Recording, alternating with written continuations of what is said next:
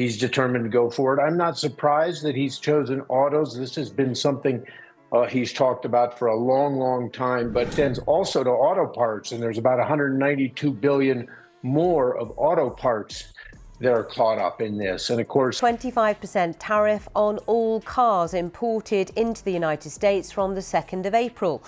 The US president claimed the measures would spur growth in the US car industry. You've probably seen those Toyota commercials with the catchy jingles and shiny cars. But what they're not telling you is how they just sent a nuclear bomb to Detroit. Japanese automakers are straight up declaring war on American cars, and somehow nobody's talking about it? No, they didn't literally drop a bomb, though the orange turd would probably claim they did. But Toyota, Honda, and Nissan just made a move that's gonna hit the US auto industry harder than Trump hits the flush button after his McDonald's binges. And trust me, you're gonna want to hear exactly what these sneaky car companies are up to.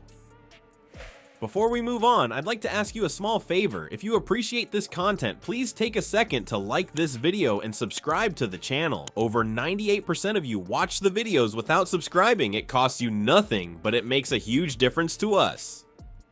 So, did you click the subscribe button? Great. Thank you so much. Now, back to the video. And here comes the economic gut punch we all saw coming from a mile away. I think that tells you a lot, Kelly, about how the president sees these tariffs, right? I mean, some of these tariffs have been positioned as conditional. 25% tariff on all cars imported into the United States from the 2nd of April.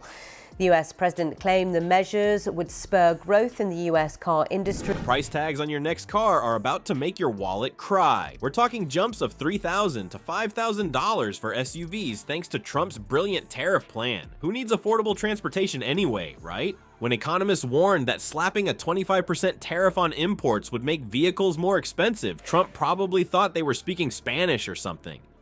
Fake news. He probably yelled while eating a taco bowl. But guess what? Math still works the same way even when you ignore it.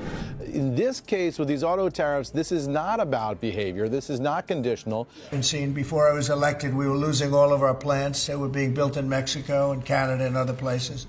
Now those plants largely have stopped and they're moving them to our country. And the real kicker is that automakers themselves don't even know exactly how bad the damage will be. They're basically shrugging their shoulders saying it's gonna be expensive, really expensive. It's like going to a restaurant where the menu just says $1 instead of actual prices. Except in this case, the chef intentionally set the kitchen on fire and then wants you to pay extra for the smoky flavor. You know, if the foreign government does this, then we'll pull these tariffs off. This is about fentanyl.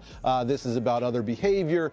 Analysts estimate that 25% tariffs on car parts from Mexico and Canada could add between $4,000 and $10,000 in costs. These price hikes aren't just numbers on paper. They're gonna change how Americans shop for cars. When your budget suddenly doesn't stretch as far as it used to, you start making different choices. Maybe you'll keep driving that old clunker a few more years. Maybe you'll downsize from the SUV you wanted to something smaller. Or maybe you'll just start taking the bus like some kind of communist, which is ironic since Trump's policies are the reason you can't afford the car. The whole situation is a masterclass in economic self-sabotage. Trump created a problem that didn't exist, offered a solution that made it worse, and now wants applause as the entire house burns down. It's like watching someone try to put out a fire with gasoline while insisting they're the greatest firefighter in history. Meanwhile, American consumers are left holding the bag, an empty one, since all their money went to paying the Trump tax on their new car. The auto market is already bracing for the hit as potential buyers realize they might need to take out a second mortgage just to afford a basic family vehicle.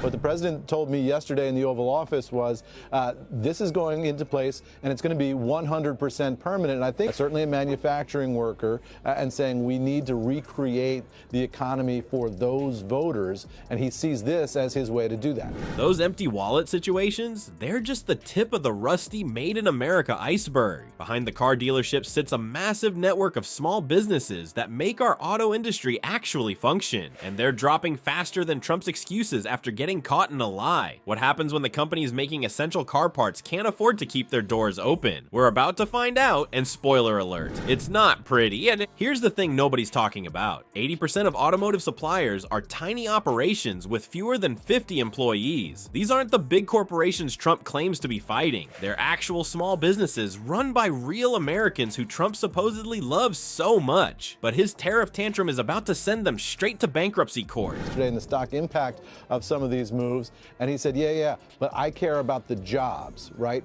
That gives you a sense that this is a president who views this auto tariff as a way to reshape American manufacturing, and maybe these mom and pop operations can't just absorb the skyrocketing costs or weather the market chaos. They lack the financial cushion to handle this kind of economic whiplash. One small supplier put it bluntly, without support from the government or bigger companies, they're closing up shop within a year. That's not making America great again. That's making America unemployed again. The nightmare doesn't end there. The auto industry supply chain works like a finely tuned engine. Remove one part and the whole thing seizes up. Missing just a single component can halt production entirely. It's the ultimate game of economic dominoes, where one small supplier going under can trigger a factory shutdown that affects thousands of workers. Well, this is really the first major battle of the trade war. We might say the preliminaries are over.